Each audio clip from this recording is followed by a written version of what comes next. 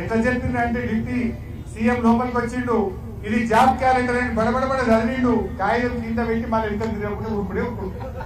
అరే మేము మాట్లాడతామే మైకి ఇవ్వయా, నీ జాబ్ క్యాలెండర్ సంగతి ఏందో నీ బట్టలుతామే అంటే గవర్నమెంట్ మాకు మైకి జాబ్ క్యాలెండర్ మీద చర్చలేదు అంటారు. ఇచ్చేది నిజమైతే చర్చకు భయం ఎందుకు కానీ? నువ్వు 2 లక్షల ఉద్యోగాలు ఇచ్చేదే నిజమైతే అసెంబ్లీలో చర్చకు ఎందుకు భయపడ్డావు? ఎందుకు వెన్ను చూపి పారిపోయినావు? అసలు అలా ఎన్ని ఉద్యోగాలు లేవు, ఎప్పటిలోగా ఇస్తారో లేదు. 4 లైన్లు చదివిండు, ఒకటే ఉరుకుడి.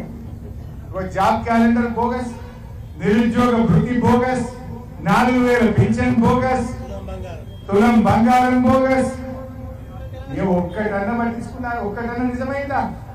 ఏ ఒక్క హామీ అన్న అమలైందా? ఎన్నికల ముందు నమ్మబలికిండ్రు, కాళ్ళెళ్ళ పడ్డారు, ఎన్నికలకు మోసం చేస్తున్నారు.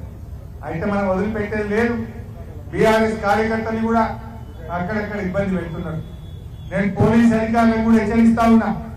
ఇవాళ మా తుంగతుర్తిలో మా ఎమ్మెల్యే, మాజీ ఎమ్మెల్యే మీద మా కార్యకర్తల మీద దాడి చేయించింది. మా ధర్నాను భగ్నం చేసే ప్రయత్నం చేసింది. మా కార్యకర్తల మీద అక్రమ కేసులు పెట్టుంది.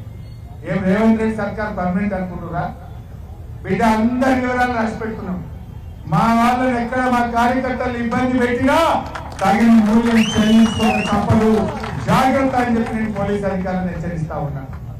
ధర్మ ప్రకారం, చట్టం ప్రకారం నడవండి. కానీ ఈ అధికార పార్టీకి అడుగులకు మడుగులెత్తి అక్రమంగా మా కార్యకర్తలు తెరువు వస్తే ఖబర్దారని చెప్పి కూడా ఈ సందర్భంగా హెచ్చరిస్తా ఉన్నాం. ఇదే జనగాం ఎన్నిసార్లు కొట్టాలి మనం తెలంగాణ ఉద్యమంలో? తెలంగాణ ఉద్యమంలో ఇదే జనగాం చౌరస్తాలో చాలా సార్లు అరెస్ట్ అయ్యాడు.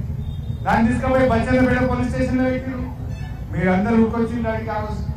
కానీ తెలంగాణ ఉద్యమంలో కూడా ఇంత అణచివేత చూడలేదు. రేవంత్ రెడ్డి ప్రభుత్వం ఆ రకంగా అణచివేస్తున్నారు. రుణమాఫీ కాలేదని అడగడం కూడా నేరమేనట. రుణమాఫీ కోసం ధర్నాకు పోతామంటే రైతులకు నోటీసులు ఇస్తారట.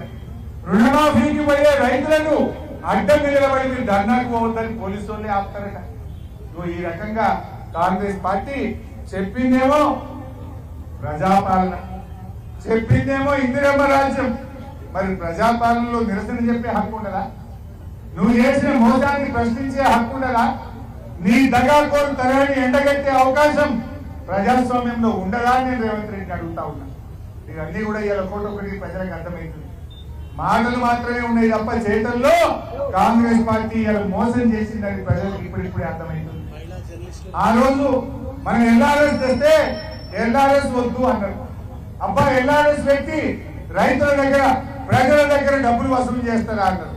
ఇప్పుడు ఏమంటుండు ముఖ్యమంత్రి? ఎల్ఆర్ఎస్ జల్ది కట్టు, 3 నెలల పైసలు వసూలు చేయండి, 10,000 కోట్లు ప్రజల దగ్గర రక్త మాంసాలు పీల్చి పిప్పి చేసి వసూలు చేయమంటుండ్రు రేవంత్ రెడ్డి. అపోజిషన్ లో ఉంటే ఎల్ఆర్ఎస్ వద్దని వీళ్ళే హైకోర్టులో కేసు వేసింది. గడ్డెక్కగానే ఎల్ఆర్ఎస్ పైసలు వసూలు చేయండి అంటున్నారు. మా అక్క వాళ్ళకి తెలిసి అప్పుడు మున్సిపల్ చైర్మన్ ఉన్నారు వీళ్ళే. అప్పుడు ఏమో కోట్ల కేసులు వేసింది, ఇప్పుడేమో 10,000 కోట్లు జల్దీ వసూలు చేయండి అంటుంది. ఇగో ఇది కాంగ్రెస్ పార్టీ నైజం. ఈ రకంగా ఏం జరుగుతుందో మీరు అందరూ కూడా గమనిస్తా ఉన్నారు. కార్యకర్తలతో కూడా మనం ఒకటే, గ్రామాన టామ్ చేయండి, ఇంటింటికి పోయి రుణమాఫీ కాని వాళ్ళ వివరాలు సేకరించండి. ఆ వివరాలు పల్లా రాజేశ్వరన్నకి ఇవ్వండి. మేమందరం కలిసి చీఫ్ సెక్రటరీకి ఇచ్చి ప్రభుత్వం మేడం వంచి రుణమాఫీ అయ్యేదాకా మీ పక్షాన పోరాడతాం.